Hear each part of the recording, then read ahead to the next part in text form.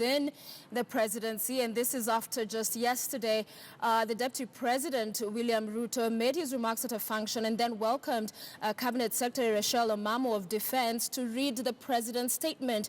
But today in a church function in Ridgeways, again the Deputy President arriving after the President in this particular instance, and the President going ahead to make his remarks uninvited by the Deputy President, who usually would invite the President when they're together in a function. And so a lot of murmurs and talks around just what could be going on, and here now is our Jeff Kirui putting into perspective some of these developments.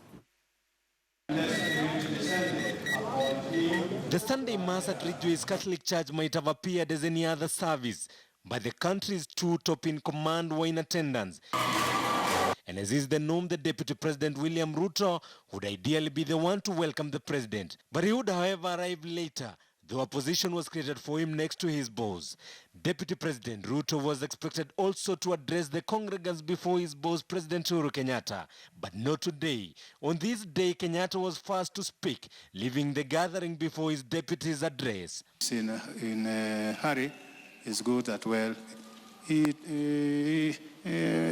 I think you understand what I mean. So that he tells us a word and so on before he leaves. The President was said to be rushing to another engagement, and this would have easily passed as a routine breach of protocol, but perhaps not quite.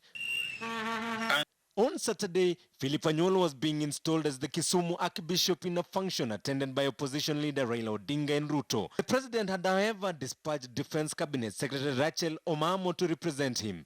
Omamo ideally falls below Ruto, who deputizes her overall boss, President Uhuru Kenyatta. But soon after Raila addressed the gathering, Ruto was next on stage before leaving the podium to Omamo to read the President's message. Ruto, however, sat through the function before flying back to Nairobi to attend the wedding of Meru Governor Kiraitu Murungi's daughter, where his boss had already arrived.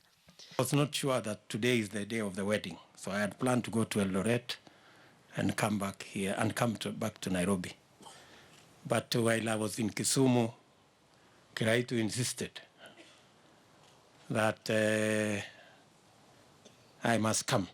These incidents happening at the time of alleged fallout within Jubilee Party, with perceived factions developing in Uhuru's and Ruto's camp. KOTU Secretary General Francis Atwoli pointing at what he says. KOTU Secretary General Francis Atwoli pointing at what he says could be a likely backroom Cold Wars pitting Uhuru Kenyatta's legacy and DP Ruto's 2022 ambition. Let him not be hyper, or else he will be isolated. In 1966, they isolated Jaramogi Oginga Odinga, the father of Raila Amolo Odinga. It went on like that, people being isolated. Karanja was isolated. The late was a vice president. Kibaki was isolated at a certain time. Honorable Saitoti was isolated. Anybody who was showing that type of, politics.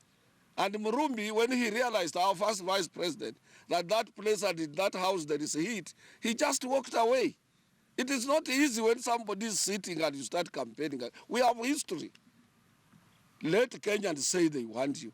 Not you want it or I want it. Why do you want it? Jeff Kirui, KTN News.